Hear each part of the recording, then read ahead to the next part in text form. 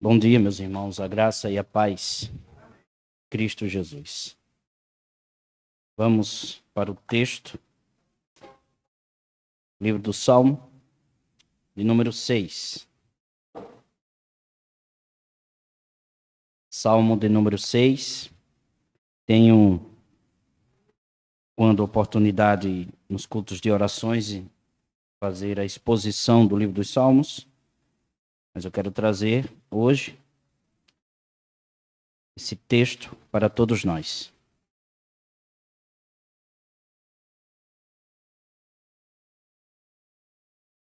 Salmo de número 6, está aí, é um salmo de Davi. A mensagem de hoje é oração por restauração pessoal. Oração por uma restauração pessoal.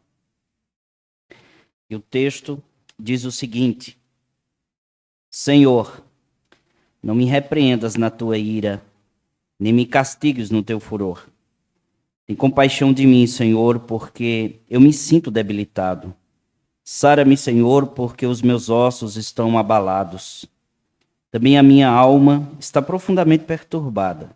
Mas tu, Senhor, até quando? Volta-te, Senhor, e livra a minha alma. Salva-me por tua graça, pois na morte não há recordação de ti. No sepulcro, quem te dará louvor? Estou cansado de tanto gemer. Todas as noites faço nadar o meu leito, de minhas lágrimas o alago. Meus olhos de mágoa se acham amortecidos, envelhecem por causa de todos os meus adversários. Apartai-vos de mim, todos os que praticais a iniquidade, porque o Senhor ouviu a voz do meu lamento, o Senhor ouviu a minha súplica, o Senhor acolhe a minha oração. Envergonhem-se e sejam sobremodo perturbados todos os meus inimigos, retirem-se de súbito, cobertos de vexame. Amém. Vamos orar. Senhor, quantas são as suas obras poderosas, grandiosas, e o Senhor nos deu a salvação, que é eterna, que não pode ser removida de nossas vidas, porque foi nos dada em Jesus Cristo. Obrigado pela salvação, pelo perdão, pela justiça de Jesus em nossa vida. Obrigado por reconhecermos a nossa pequenez diante do Senhor, a nossa inutilidade diante de Ti, mas o Senhor tem enchido a nossa mente, as nossas mãos da obra do Senhor. Então venha sobre nós, enche-nos com Teu Espírito Santo, fala aos nossos corações, usa a minha vida como pecador que sou, mas preciso do Senhor. E tenha compaixão de mim para expor a Tua palavra. Tenha compaixão do Teu povo que está diante da Tua palavra e fala aos nossos corações. Transforma, muda, Senhor, a situação de nossa vida, em nome do Senhor e Salvador Jesus. Amém. Pode assentar, meus irmãos. Como disse aos irmãos, o Salmo é um Salmo de Davi. Está aí, Salmo de Davi, né? Mestre de canto com instrumentos de 8 cordas, Salmo de Davi, o rei de Israel. Tudo indica que esse salmo foi escrito, meus amados irmãos, entre a fuga de Absalão, seu filho, e a confissão de pecado que ele cometeu contra Betseba e contra o marido dela, Urias. Isso está também registrado no livro do Salmo 32 e 51. Esse é o primeiro salmo conhecido como salmo de lamento, de penitência, sendo junto com este o salmo 32, 38, 51, 102, 130 e 143. São conhecidos como salmos de lamento. E nós podemos aprender aqui algumas coisas que Davi estava enfrentando. De cara, nós podemos perceber 3 coisas que ele estava enfrentando, e problemas reais em sua vida. Ele estava com algum problema físico, alguma enfermidade física. Isso está descrito do verso 2 ao verso 3, que diz: tem compaixão de mim, Senhor, porque eu me sinto debilitado. Sara-me, Senhor, porque os meus ossos estão esmagados. Verso 3 diz: Também a minha alma está profundamente perturbada, mas tu, Senhor, até quando? Também ele estava passando, o que tudo indica, por um transtorno emocional decorrente do seu sofrimento. Ele estava sofrendo. Ele estava emocionalmente abalado. Isso está descrito do verso 3 até o verso 6. Mas ele também estava passando por alguns ataques de inimigos, porque o verso 7 diz isso. Existiam adversários contra Davi. Veja o que ele diz no verso 7. Meus olhos de mágoa se acham amortecidos, envelhecem por causa de todos os meus adversários. Davi sabia que seu estado era deplorável. E tudo isso era por causa do seu próprio pecado. Tudo que estava acontecendo em sua vida era decorrente do erro, do pecado que ele havia cometido contra o Senhor e contra Urias. O verso 2 está bem claro, né? Vou ler em outra tradução que diz: Senhor, não me castigues na tua ira, nem me disciplines no teu furor. Misericórdia, Senhor, pois vou desfalecendo. A cultura hebraica sempre enxergou o ser humano holisticamente, integralmente. Não há essa separação de que você esteja doente no corpo e não esteja doente na alma. Que sua alma está doente, o seu corpo também não esteja. Para o judeu, meus irmãos, e para a palavra do Senhor, o que afetava a alma também afetava o corpo. O que afetava o corpo também afetava a alma. É o que tudo indica e o que está explícito aqui nesse texto que nós acabamos de ler, do capítulo 6. Sua alma estava abatida, ele estava desfalecendo e o seu corpo estava doente. É tanto que o seu filho, Salomão, escreveu em Provérbios 17, 22 o seguinte: o coração bem disposto é remédio eficiente, mas o espírito oprimido resseca os ossos. Eles sabiam que o coração não tratado diante de Deus adoecia o corpo e adoece o corpo. Provérbios 14, 30 diz: o coração em paz dá vida ao corpo, mas a inveja apodrece os ossos. Essa doença era tão forte que muitas vezes, meus irmãos, ou essa crença, melhor dizendo, era tão forte na vida dos judeus, que eles às vezes não conseguiam dissociar doença física de consequência de pecado.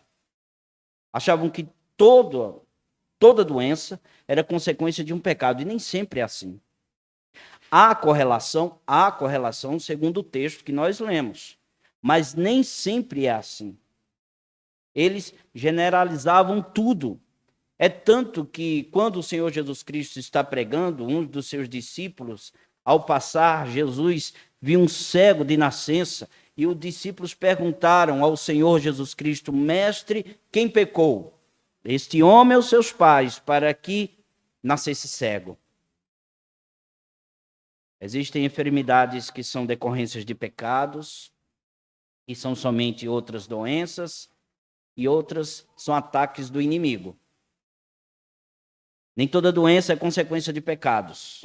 Precisamos entender isso. Algumas doenças, como por exemplo a desse cego de nascença, foi para a glória de Deus. Foi para o louvor do Senhor. Porque Jesus respondeu aos seus discípulos dizendo o seguinte: nem ele nem seus pais pecaram, mas isto aconteceu para que a obra de Deus se manifestasse na vida dele. Então ele nasceu cego exatamente com o propósito de ser glorificado o Senhor na vida daquele homem. Outras doenças, no entanto, parecem ser fruto de pecado. O Salmo 32 é um desses. O Salmo número 6 é um desses. Salmo 51 também. Em outros casos, pode ser ataques demoníacos para aqueles que ainda não têm o Senhor Jesus. E também para aqueles que o têm, alguma coisa pode acontecer, como uma repressão. Jó, capítulo 2, 7 diz isso. Lucas, capítulo 11, verso 14 e 13, verso 11. Nesses casos, a cura total passa principalmente por uma restauração espiritual. Um novo nascimento. iniciada na salvação, mas também desenvolvida no processo de santificação da vida com Deus. Porque a santificação, ela é um processo. E ela precisa ser um progresso. E quando a obra de Cristo, ela é recebida pela fé no coração de alguém, parece colocar fim à enfermidade, tanto da alma quanto do corpo, causadas pelos pecados. Podemos ver isso em Mateus, capítulo 8, verso 14 e 17, que eu vou ler para vocês, que diz assim: Entrando Jesus na casa de Pedro, viu a sogra deste de cama com febre. Tomando-a pela mão, a febre a deixou e ela se levantou e começou a servi-lo.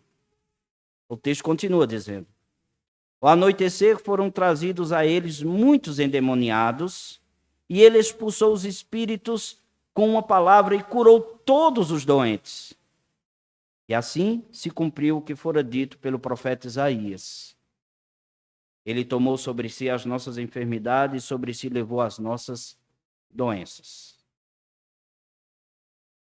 A cura final para nossas vidas, problemas, dificuldades, será no final, quando Jesus Cristo retornar. Tudo passará. Tudo terá o seu fim, de antagônico com a nossa vida. Em glória, nós estaremos com o Senhor e receberemos a plenitude da saúde, tanto física quanto espiritual. Até lá, meus irmãos, alguns sofrerão, sim, de algumas enfermidades, possa ser fruto de pecado específico, ataque de demoníacos, mas lembre-se, nem toda doença é por causa de pecados específicos ou ataques de demônios. Nem toda doença também será curada. Nós podemos carregá-la até a volta de Jesus, segundo a vontade do nosso Deus. Ele é que sabe o melhor para cada um de nós.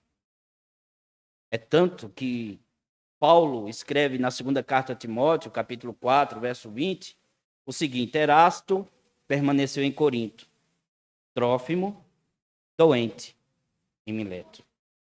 Permaneceu lá. Por que Paulo não curou ele? Porque Deus tem os seus propósitos. Deus tem realizações na vida nossa através de uma enfermidade. Sejamos muito cautelosos quanto a tudo isso.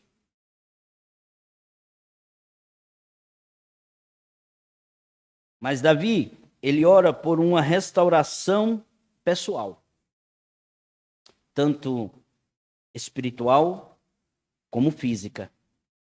A doença de Davi parecia ser consequência dos seus pecados não confessados. Davi sofreu doenças pelos pecados que ele ainda não tinha confessado. Tudo indica que a somatização, meus irmãos, da culpa latente em sua alma e não confessada a Deus era tão forte, mas tão forte em sua vida, que ele começou a sofrer um tipo de enfermidade no corpo. Que tipo de enfermidade era essa? Porque ele diz que os ossos dele estavam doendo demais. Será que era fibromialgia? Não sei. Pode ser. Quem tem essa enfermidade sabe a dor que sente. Salmo, texto que estamos, 6, verso 2 e 3 e o 5, diz o seguinte: Tem compaixão de mim, Senhor, porque eu me sinto debilitado. Sara-me, Senhor, porque os meus ossos estão abalados. Também a minha alma está profundamente perturbada. Mas tu, Senhor, até quando? Verso 5. Pois na morte não há recordação de ti. No sepulcro, quem te dará louvor? Agora, como parece com que os outros salmos, ou parece, melhor dizendo, com que os outros salmos estavam dizendo, que a enfermidade dele estava relacionada ao pecado que ele não havia confessado diante do Senhor. O Salmo 32, meus irmãos, que está relacionado com esse, verso 3, diz: Enquanto eu mantinha escondidos os meus pecados, o meu corpo definhava de tanto gemer.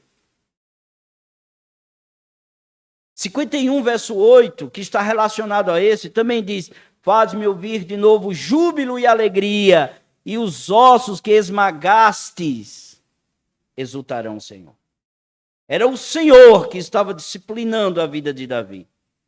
Então o pecado e a culpa de Davi estavam destruindo ele por dentro e por fora.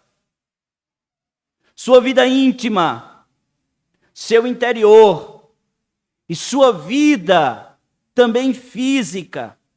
Ele estava doente na alma e no corpo. Sua oração de restauração, por tudo isso, estava ele diante do Senhor continuamente. Portanto, tem muita coisa a ensinar para que quem se encontra nesse estado deplorável de angústia, de tristeza, de dor, possa recorrer a Deus e ser abençoado por Ele. Agora, se você tentar seguir o seu caminho com os seus pecados e vivendo com eles, Deus continuará disciplinando você. Quais são os pecados que podem definhar a alma e o corpo? Que pecados são descritos na palavra do Senhor que pode causar uma enfermidade física e na alma também? Inveja, ira, ressentimento, cobiça, lascívia, vaidade, querer dominar os outros, orgulho. Todas estas coisas vai definhar a sua alma e o seu corpo. E você continua enfermo exatamente porque está guardando ressentimento no coração, muitas vezes. Ira no coração. Não estou falando daquela explosão de momento, que também é pecado. Mas estou falando daquela ira que você guarda e parece que não quer soltar.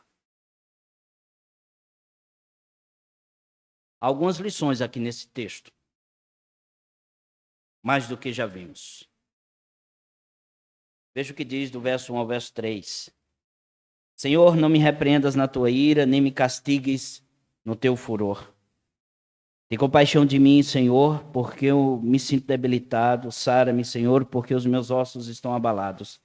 Também a minha alma está profundamente perturbada, mas tu, Senhor, até quando?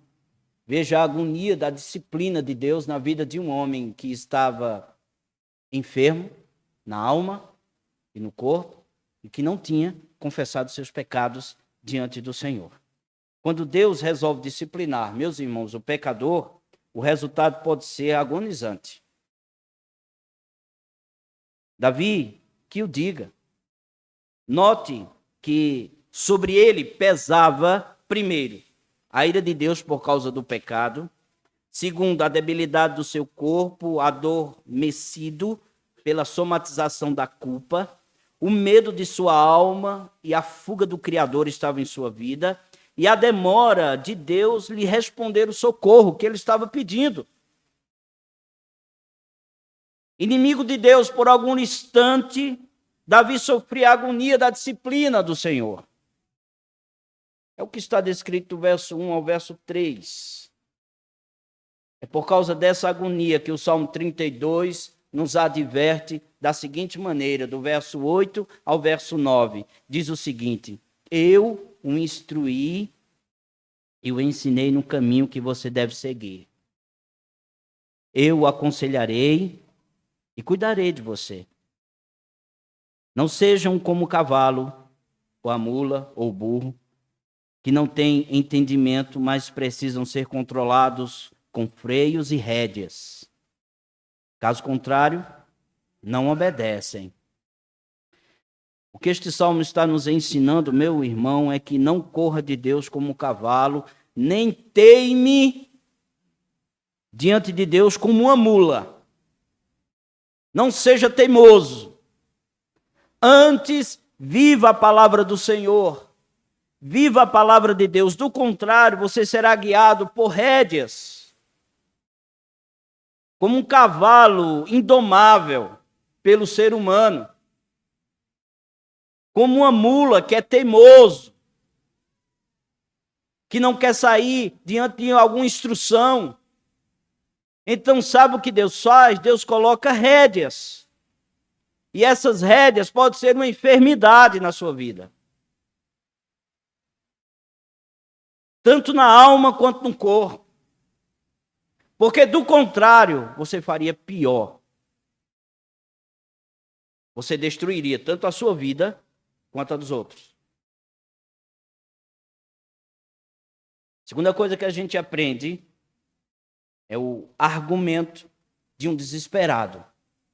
Davi estava desesperado e ele argumenta, baseado nas Escrituras, porque ele lia a palavra do Senhor. E do verso 4 ao verso 7 diz o seguinte: volta-te, Senhor, e livra minha alma. Salva-me por tua graça. Algumas traduções dizem por tua fidelidade. Verso 5. Pois na morte não há recordação de ti, no sepulcro quem te dará louvor? Estou cansado de tanto gemer. Todas as noites faço nadar o meu leito. De minhas lágrimas o alago. Meus olhos de mágoa se acham amortecidos. Envelhecem por causa de todos os meus adversários. Que texto! É impressionante a agonia da disciplina de Deus na vida de um homem. Como o sofrimento, meus irmãos, nos mostra coisas que de outra maneira nem eu nem vocês conseguiríamos enxergar. Quando o sofrimento chega em nossa vida, quando a mão do Senhor está estendida sobre nós, existem coisas que a gente começa a enxergar ao nosso redor e da nossa própria vida que de outra maneira nem eu nem vocês conseguiríamos ver. E ele está vendo aqui exatamente porque a mão de Deus estava sobre ele. Do verso 4 até o verso 7, Davi passa a argumentar com Deus sobre aquele que deveria ser libertado daquele estado. Eu preciso ser libertado disto. Senhor, tem misericórdia de mim. Ao assim proceder, ele nos apresenta o que de fato importa na vida, meus irmãos. O sofrimento, a doença, por exemplo, nos faz colocar as coisas na perspectiva de Deus. Olhar a vida com o olhar de Deus. Olhar o mundo com o olhar de Deus. Olhar para mim mesmo com o olhar de Deus. Essa é a perspectiva correta. É o que está descrito do verso 4 ao verso 7. Veja em outra tradução que diz assim: volta-te, Senhor, e livra-me, salva-me por causa do teu amor leal. Quem morreu não se lembra de ti. Entre os mortos, quem te louvará? Estou exausto de tanto gemer, de tanto chorar, inundo de noite a minha cama. De lágrimas encharco o meu leito. Os meus olhos se consomem de tristeza. Fraquejam por causa de todos os meus adversários. O argumento desesperado de Davi diante de Deus ensina, meus irmãos, 3 lições aqui. Primeiro deles, satisfaça-se no amor de Deus, na lealdade do Senhor. Não a você, mas a sua aliança. Ele fez com você. Deus não é fiel a mim individualmente, ele é fiel à aliança que ele fez. E diante da aliança que ele fez com o seu povo, ele abençoa o seu povo e disciplina o seu povo. E é o que ele está fazendo aqui na vida de Davi. Por isso que ele diz: volta-te, Senhor, e livra-me, salva-me por causa do teu amor leal, da tua fidelidade. Segunda coisa que a gente aprende é: queira viver para adorar a Deus enquanto há tempo, gente. É claro que quando nós morrermos, nós iremos adorar a Deus. Mas o ambiente é totalmente diferente do que estamos hoje vivendo, fisicamente, podendo levar o evangelho a outras pessoas, a outras vidas, fazendo Deus conhecido diante dos homens, diante da humanidade. Então devemos viver para adorar o Senhor. Porque o verso 5 e 6 diz isso: quem morreu não te lembrará de ti. Entre os mortos, quem te louvará? Cresça com todos os seus sofrimentos. Você está sofrendo? Aproveite o sofrimento que Deus está te dando para melhorar a sua vida. E dizer: Senhor, tu estás me dando esse sofrimento. Eu sei que não é fácil. Mas precisamos dizê-lo. Senhor, eu estou sofrendo tanto, o que é que tu queres de mim? Ensina-me o teu caminho. Eu tenho certeza que Deus vai esclarecer a sua mente, a nossa mente. Devemos aprender que na agonia do sofrimento sempre há espaço para um argumento respeitoso, construtivo e que venha glorificar a Deus. Nós aprendemos aqui, primeiro, o melhor da vida é amar a Deus, gente. É amar o Senhor. Segundo, o sentido da vida é adorar a Deus. Qual é o sentido da sua vida? O que você tem pensado na sua vida? Nós devemos buscar sempre a melhora para nós e para os nossos, sempre. Mas a finalidade de tudo é glorificar a Deus ou não? Ou é pensar somente em si? Terceira coisa que a gente aprende, a lição da vida, é conhecer melhor a Deus. Conheça melhor o Senhor, busque o Senhor, deseje o Senhor, ame o Senhor.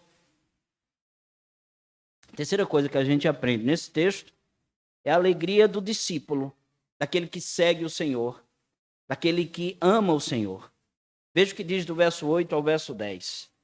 Apartai-vos de mim todos os que praticais a iniquidade, porque o Senhor ouviu a voz do meu lamento, o Senhor ouviu a minha súplica, o Senhor acolhe a minha oração. Envergonhem-se e sejam sobremodo perturbados todos os meus inimigos. Retirem-se de súbito, cobertos de vexame. Após expor a agonia que ele estava sentindo em seus argumentos, Davi termina falando, meus irmãos, de sua alegria, seu júbilo, de sua exultação. Ele sabe que a libertação final ainda está por vir. Sua cura será no futuro, como diz o verso 10, mas ele tem a certeza da vitória por causa da graça de Deus em sua vida, que o assiste continuamente. O coração pode não mudar as coisas.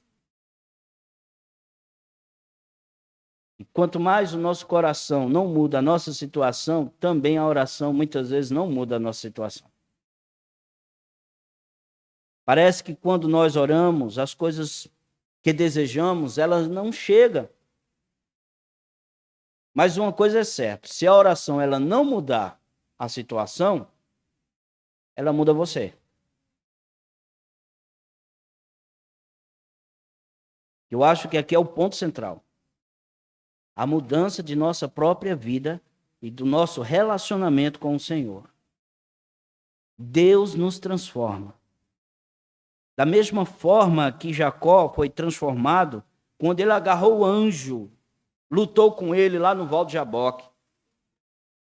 E muitas vezes, no meio da oração, o Senhor nos dá uma imensa certeza de que fomos ouvidos. Você já teve essa sensação?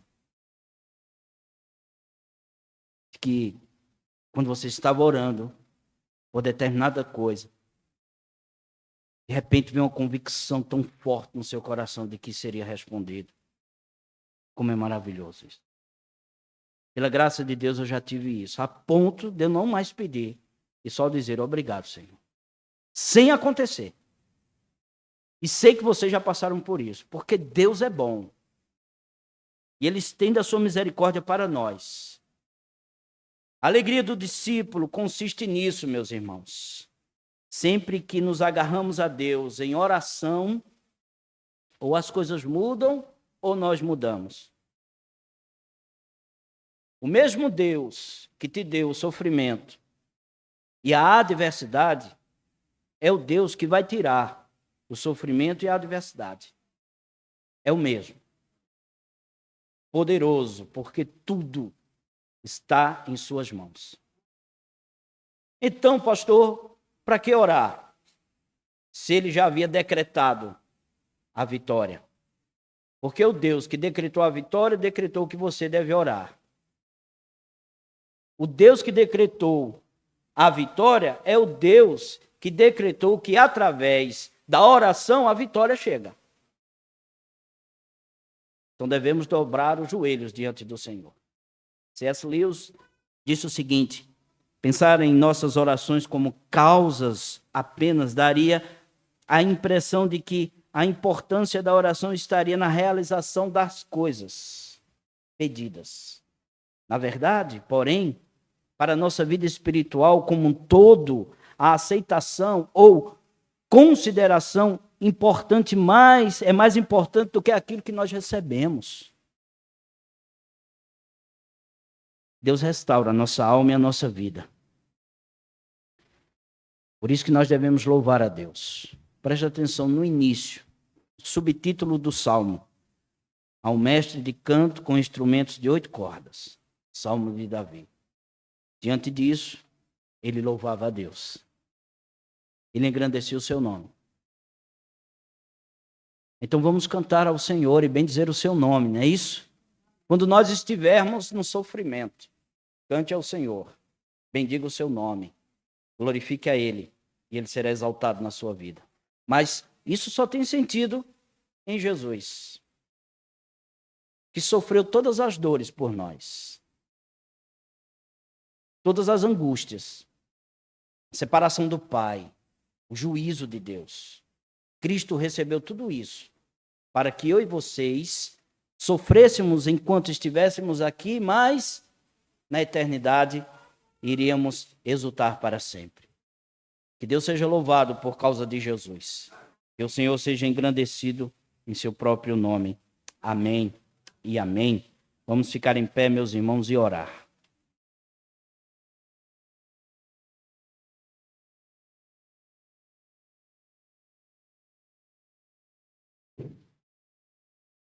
Santo Senhor, Tu és o Deus de nossa salvação. Obrigado pela Tua palavra. Tira a angústia de nossos corações. Se há algum pecado escondido por nós mesmos, que o Senhor venha agraciar a nossa vida para confessarmos. Que a gente considere isso, Senhor, pelo poder do Teu Espírito Santo. Que a Tua palavra venha ao nosso coração e que o Senhor seja honrado e glorificado para sempre. Obrigado pelo Teu povo reunido. Obrigado pela palavra do Senhor, pela adoração ao Senhor, por este culto matinal. Que o Senhor seja honrado. Pedimos que a nossa escola bíblica dominical também seja, Senhor, orientada pelo Teu Espírito Santo. Que continuemos a adorar o Senhor através do aprendizado. Que o Senhor seja honrado em nossa vida, em nome do Senhor e Salvador Jesus Cristo. Que a graça de nosso Senhor e Salvador Jesus Cristo, o amor de Deus, o nosso Pai, e as consolações do Santo Espírito estejam com o seu povo, hoje, amanhã e para sempre. Amém.